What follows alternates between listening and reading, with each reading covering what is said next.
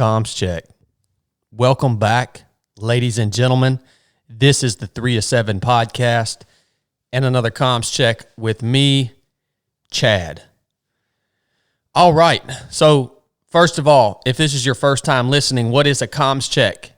It's just something that I put out here on the 3 to 7 podcast to keep the lines of communication open between me and you. All you guys, the body of 3 of 7 Project. See, this podcast and everything that we do is bigger than just me. It's bigger than just Chad. And I love that. It's an honor. So that's what the comms check is. Look, guys, I have been in a kind of transition right now where you guys have probably heard we're moving and everything's kind of scattered about, right? So we haven't been doing a lot of interviews lately. Now, we have some really great interviews coming. So if you're missing the long form type of interview conversations that we have when we bring guests on to the 3 of 7 podcast, don't worry. We're not stopping that. I'm trying to get things a little settled, right? So those are coming within the next week or two. We will have some great interviews coming your way with guests on the 3 of 7 podcast. This is a comms check today. All right. Now, where did this topic come from today? You guys don't even know what the topic is yet, but I know because it's in my head. So I was having a conversation with some friends of mine the other day, and some of you guys may have heard this conversation because it was online, but they were talking about this dude named Warren Buffett. Warren Buffett. Now, the hilarious thing is that I guess people just assume that everyone knows who Warren Buffett is. I didn't know who this cat was. And I was hearing his name and I didn't know who this dude was.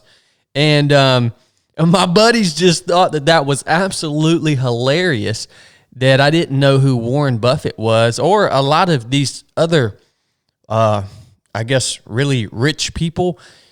Now, look, please do not take this as a hit on people that have generated a large amount of wealth. Please do not take this topic right here as a hit on people who have a lot of money, because that's not what this is all about. I am really good friends with and have been good friends with people all of my life that are extremely financially successful. Now, that's a great thing, man. That's a great thing for a lot of people. And I think accumulating a large amount of wealth, if you started from the bottom and it wasn't all just handed to you, there's something to be said for that, because for most people that takes hard work, it takes ingenuity, it takes being smart and making good decisions for the most part. If you got clean money, right? So that's not what this is about. This is about who are we? Who are you holding in high regard? Who are you holding in high regard? Who are you looking up to? Who are you listening to? Who are you aspiring to be? All right, we all have mentors. We all have people that we look up to. We all have, I hope, people that we listen to, that we confide in, that we, mentors basically. Now, we don't have to know them personally, but, these can be, for most people, they're rich and famous people, right? The interesting thing is, these friends of mine, they thought it was so funny, again, that I didn't know who Warren Buffett or some of these other cats were, and they ended up telling me that he's some guy, he's like one of the most wealthy people in the world because he had done some financial investing, or, he owns some company that does financial investing and this and that. And I'm like, well, that the fact that you have billions of dollars is not enough for me to want to know who you are. Like, you have to be a cool person. Like, you got to have, if you have billions of dollars, good for you. But you also have to do cool stuff for me to want to know who you are, right? You have to be doing, you have to be living, you have to be out still striving on the battlefield of life. And this is something, this is, I think, maybe even for the younger generation, or for us adults, this is something that we need to think about. The people that we view as our mentors, the people that we're holding in high regard, why? Why are we listening to them? And if it's simply because they've made some good financial decisions and accumulated a massive amount of wealth, then you should reassess why you think it's a good idea to take that person's advice on life, on mindset, on whatever it may be. Look, what I'm trying to say, and we're going to tie this into scripture here in just a minute. What I'm trying to say is, if your coach or your mentor or the person you look up to hasn't done anything except acquire a bunch of wealth, if they haven't done anything, why are they your coach? Why are they your mentor? Now, social media is slam full of people that are in this category. Look, man, I'm not naming names, but there are plenty of them out there that I look at these cats, man, and I'm like, okay, you drive a fancy car, you live in Southern California on the water, you obviously have accumulated all this money somehow, but what else have you done? And what are you currently doing, right? And the answer is like, I can't find it. I can't find it anywhere. I would like to actually ask these people that question. Like, why are you in the position to tell me how I can achieve a better mindset, a better life, happiness, fulfillment? Like, okay. I think they would be offended if I asked them that, though. Anyways, this has been like a principle of mine for a while anyways, but I was reading the Bible this morning, and I was reading in Romans chapter 12, and here's something that just tied this all together for me. I probably should have started with this because it just ties it all together. Let me find it real quick. Here we go. Do not set your mind on high things, but associate with the humble. Do not be wise in your own opinion. The main thing I want you to hear, now this is verse 16.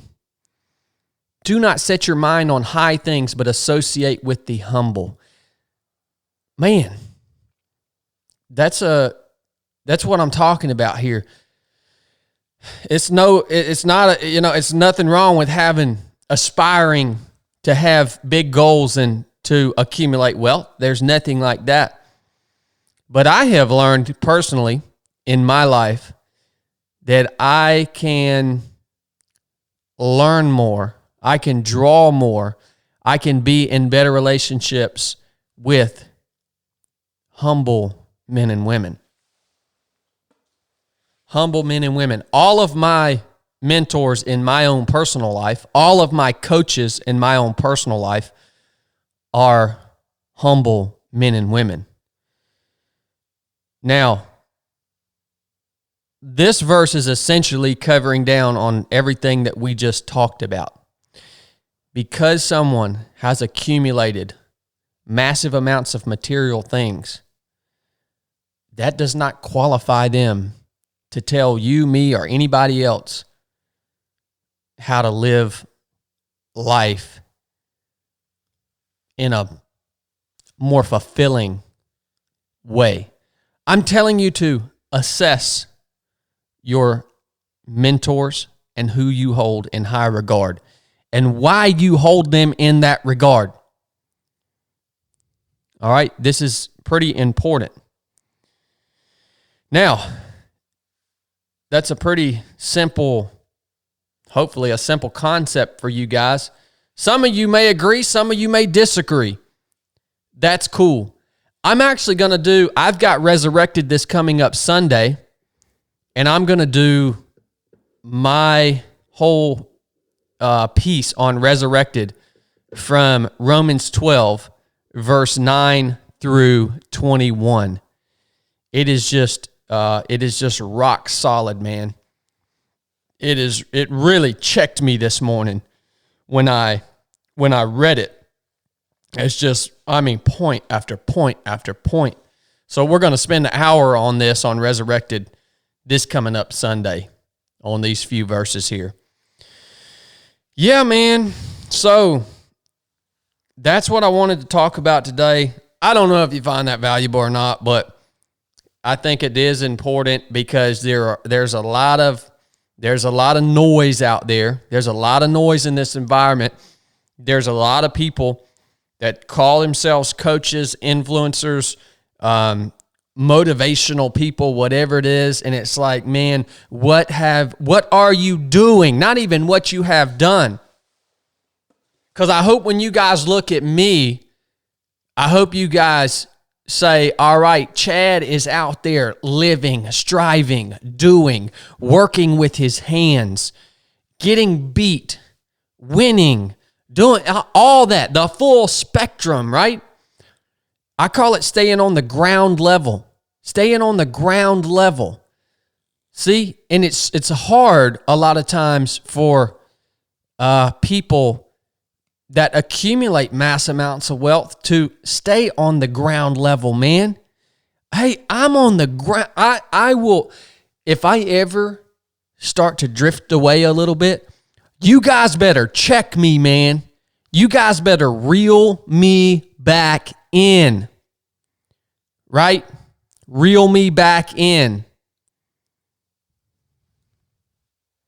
Do not set your mind on high things, but associate with the humble. Very interesting. Very contradictory to the society that we live in. Which might be a good thing. Think about it. All right, guys. That's what I got for the comms check today. Again, we got some great interviews coming up. Thank you guys for tuning in to the show. Look, this show was brought to you by Wake Up Waffles. Yeah, that's right. Wake Up Waffles. Have you got some yet? All right, I got introduced to Wake Up Waffles at the Mid-State Mile. This is what I ate for about 30 hours, primarily. My crew guys, Jesse and Mark, kept bringing me these Wake Up Waffles, and they hit the spot. Easy on my stomach. They were just, yeah, perfect. But they're also perfect for breakfast in the morning. We eat them on almost a daily basis. It's the world's only plant-based, gluten-free, dairy-free, nut-free, soy-free waffles, which to me means they're easy on your stomach, and they still taste really, really good. These things are made fresh. They're shipped to you in like a cooler, and then you put them in the freezer. So go check out Wake Up Waffles. Get you some at wakeupfoods.com. I see they got a holiday sale going on, 20% off site-wide. That's pretty awesome. Hey, these things hit the spot. Look, Wake Up Waffles, thank you for sponsoring this episode. Again, it's wakeupfoods.com. Hey, if you guys are listening to these podcasts, will you do me a favor and leave us a review on iTunes? I would really appreciate that. And for all you guys that support us on Patreon, thank you. You're awesome. You're actually allowing us to expand the show into something new and better. And yeah, the Proving Grounds is coming up. So a lot on the list. I'll talk to you guys soon. Nuff said.